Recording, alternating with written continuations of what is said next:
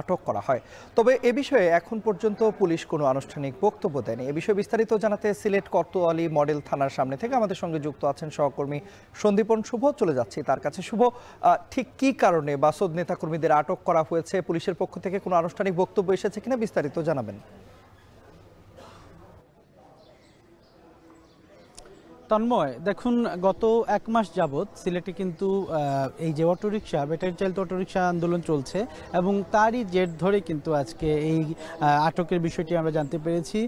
এবং এই মুহূর্তে আমরা যেটি সর্বশেষ খবর পেয়েছি সেটি হচ্ছে বাংলাদেশ সমাজতান্ত্রিক দল যেটি রয়েছে সেটির কার্যালয় থেকে 22 জনকে আটক করা হয় এবং এখানে যেমন নেতাকর্মী রয়েছেন তেমনই কিন্তু শ্রমিকরাও রয়েছেন, এমনটি কিন্তু এখানে জানিয়েছেন বাসদের অন্য সদস্যরা।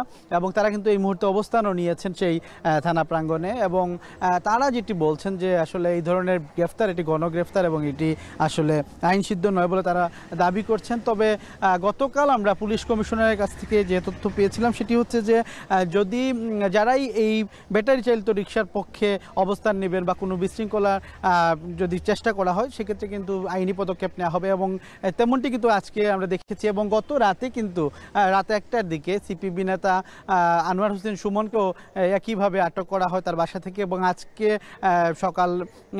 সকালে কিন্তু দুপুর 12টার দিকে ঘটনাটি ঘটে। দুপুর 12টায় কিন্তু 22 জনকে একদম যেটি বলা যায় যে রেড ব্লক দিয়ে পুলিশ কিন্তু তাদেরকে আটক করেছে এবং পুলিশের যে বক্তব্য কিন্তু আনুষ্ঠানিকভাবে না পাওয়া গেলেও তারা যাচাই বাছাইয়ের কাজ চলছে এবং খুব শিগগিরই তারা হয়তো বা বক্তব্য রাখবেন আনুষ্ঠানিকভাবে, সেটি পুলিশের মিডিয়া সেল থেকে জানানো হয়েছে।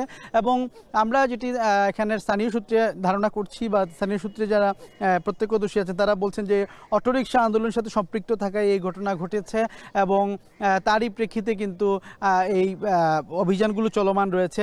এবং আপনি নিশ্চয়ই জানেন গত 28 অক্টোবর মঙ্গলবার কিন্তু যে ঘটনাটি ঘটেছে সিলেটে কিন্তু প্রায় 6 ঘন্টা সিলেটের সড়ক পথ অবরুদ্ধ করে রাখেন সেই অটোরিকশা চালকরা এবং এর সাথে কিন্তু যোগ দেন সিপিবি এবং বাসদের নেতৃবৃন্দ।